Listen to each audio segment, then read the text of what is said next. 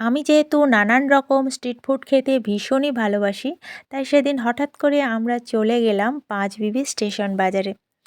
আশ্চর্যের ব্যাপার হচ্ছে, এই ছোট্ট স্টেশন বাজারে যে এত স্ট্রিট ফুডের দোকান বসে সেটা কিন্তু আমার আগে কোনো দিনই জানা ছিল না। অথচ আমি কতবার স্টেশনে নেমেছি, যাতায়াত করেছি, কিন্তু কখনো এইভাবে চারপাশটা খেয়াল করিনি। সেদিন সন্ধ্যাবেলায় আমরা একটু ঘুরতে বের হয়েছিলাম বাইকে করে। পরের দিন আমাকে তো স্কুলে জয়েন করতেই হবে। তাই আমি আমার হাসব্যান্ডকে বললাম, এসেছি যখন কালকের টিকিটটা কেটে ফেলো। যাই হোক, ও আমাকে জিজ্ঞেস করলো, আজকে কি খেতে চাও? আমি বললাম, আজকে কিন্তু আমি একদম স্ট্রিট ফুড মোডে আছি। এমন জায়গায় নিয়ে চলো যেখানে ভরপুর সব খাবার পাওয়া যায়। তারপর ও আমাকে এখানে নিয়ে আসলো। মজার বিষয় হচ্ছে, ও নিজেও কিন্তু জানতো না যে এখানে এত রকমের খাবারের দোকান আছে। শীতের সন্ধ্যা, রেল লাইনের পাশে ছোট্ট দোকানগুলোতে ঝকঝক করা আলো, লোকজনের ভিড়, আর চুলার ধোঁয়ার সাথে উঠে আসা ভাজাভুজির গন্ধ, মানে পুরো জায়গাটাই যেন একেবারে জমে উঠেছিল। এই যে এই মামার দোকানে যেসব খাবার দেখছো, সব ধরনের আইটেমই আমরা সেদিন ট্রাই করলাম। এই দোকান ছাড়াও আরও অনেক দোকান আছে, সেখান থেকে বাদাম মাখা, ঝালমুড়ি, ভাজাভাজি অনেক কিছু খাওয়া হয়েছিল সেই দিন। কিন্তু ওই সময় ভিডিও করতে ভুলে গিয়েছিলাম। বিশেষ করে একটা দোকানে, মানে পাশের একটা দোকানে এত ভিড় ছিল যে দাঁড়ানোর জায়গা পাওয়া মুশকিল।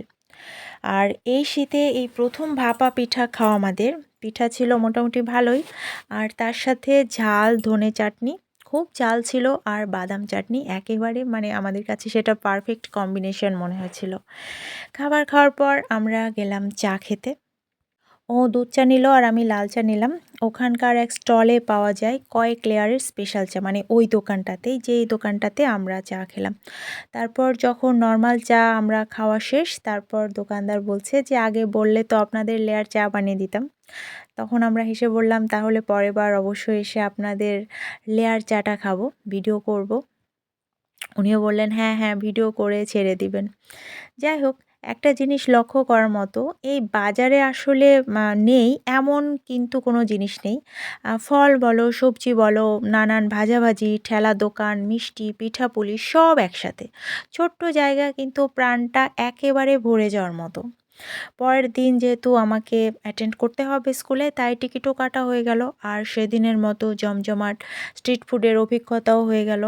আর আমার হাজব্যান্ড তো এসব খেয়ে অনেক বেশি ফ্যান হয়ে গেল, আর বলছে যে প্রত্যেক শুক্রবারই চলো এখানে আসি। আমি বললাম, হ্যাঁ অবশ্যই, এই পুরো শীতকালটা তো মাঝে মাঝে এখানে এসে স্ট্রিট ফুডের ভাইব নেওয়া যেতে পারে। অনেক বেশি ভালো লাগার জিনিস এটা। যাই হোক, তোমাদের মধ্যে কার কার স্ট্রিট ফুড খেতে ভালোবাসো তোমরা কমেন্টে জানিও। আর যদি কখনো এই পাঁচবিবি স্টেশন বাজারে এসে থাকো, কোন দোকানের খাবার তোমার সবচেয়ে বেশি ভালো লেগেছে সেটা কিন্তু জানিও।